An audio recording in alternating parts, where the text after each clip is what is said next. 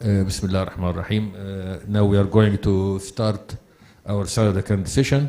Our speaker is Professor Dr. Naser Elsaid. He will talk about surgical ablation of incompetent perforators. Thank you, Mr. Chairman. Thank you, the conference organizing team. Actually, as Dr. Ayman said, I will take the time machine to go a long way back. So I will talk about historical background rather than the modern techniques or the modern means of treatment. Surgical ablation of incompetent perforators. This is my agenda. Actually, the first venous publication was 1550 BC. This is the Ebris Papyrus, was written and in one section contained a description of 3 types of lump, together with the advice that 2 types can be treated surgical, but 1 cannot, because the head on the ground does mean the patient will die. So this is the first publication about. As regard to Hippocrates research, Magino suggests that Hippocrates advised line of treatment of the ulcer.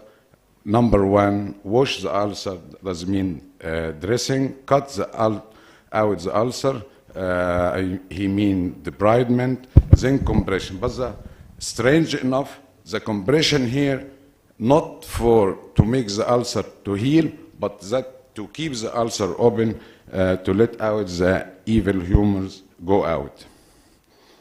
This is against our concept now.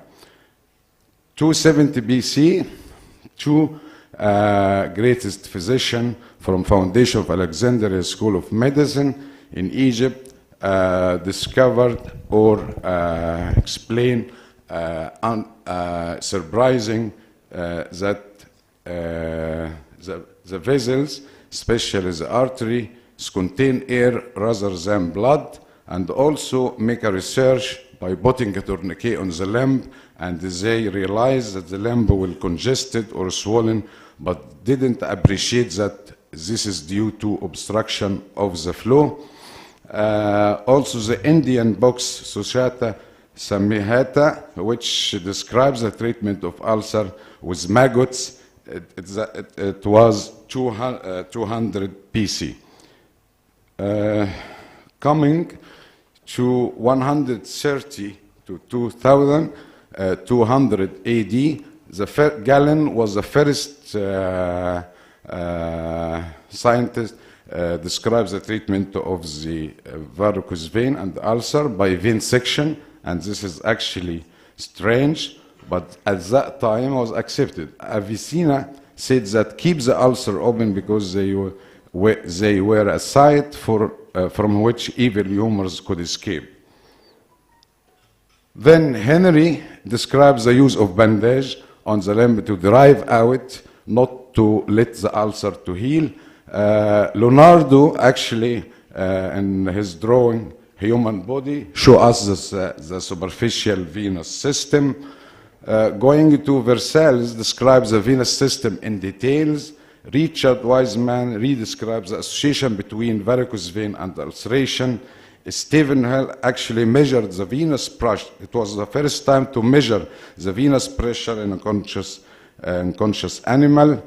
Burkitt understood that, he's the first one, understood the calf muscle act as a pump. Brody described reflux down to the lung softness.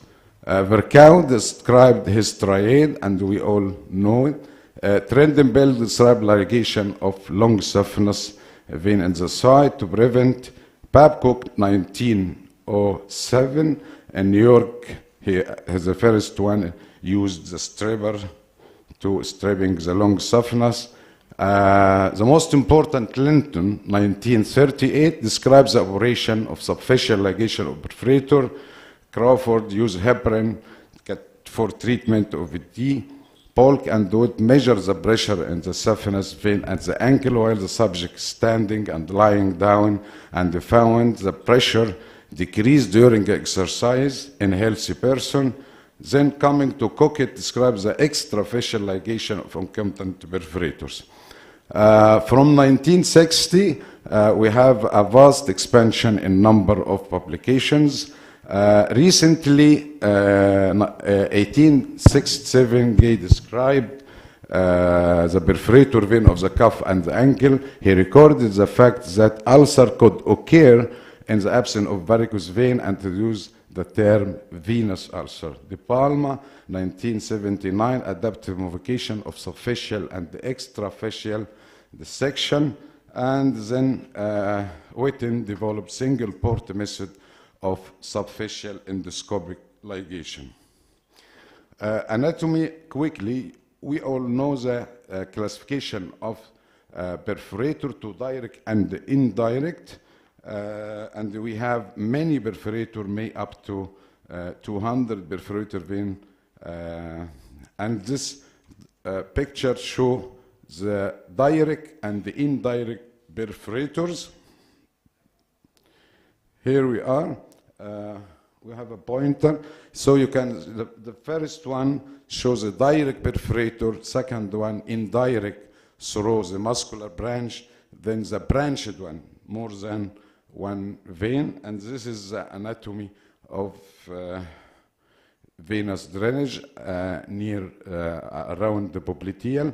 This diagram shows the competent valve and the incompetent valve. This is a popliteal before contraction and during contraction.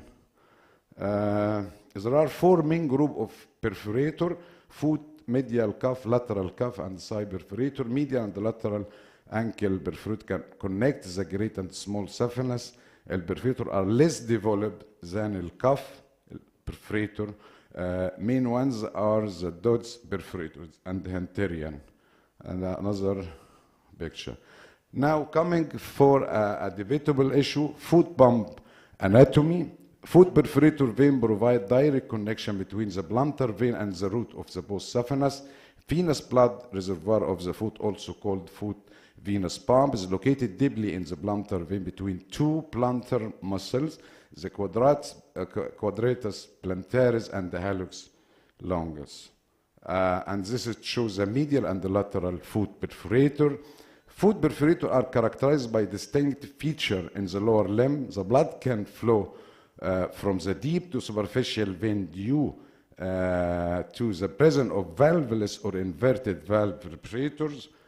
In fact, during cuff systole, the posterior tibial vein are closed and the main outlet could only be the two saphenous system in particular, into the medial marginal vein via the perforator of the first intermetatarsal space. So perforator of the leg and the thigh are provided with at least one or two bicuspid valve, and the flow is unidirectional. In the foot, flow is bidirectional, and the reflux within the perforator vein can be observed in the foot and occasionally even in the health limb. The mechanism behind development of valvular dysfunction is not fully understood. Valve may become incompetent over time due to overflow through this perforator. Some others have proposed a theory according to since deep vein reflux is not required for development of content and perforator in primary venous, deep reflux may indeed be the consequence of increased flow from superficial vein to deep vein through the perforator.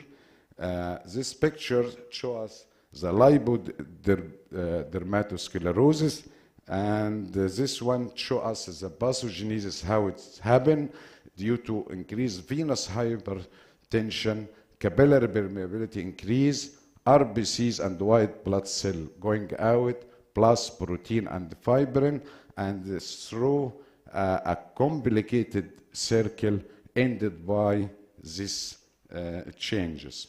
A case like this is a venous, quite big venous ulcer with massive lipodermatosclerosis. How to manage this case is important to ligate the perforator, or you can do shaving technique, or to put a skin graft, or all to do Cockett or Linton operation, or what just the medical or daily dressing. You can do all actually, and at the end you can put a skin graft to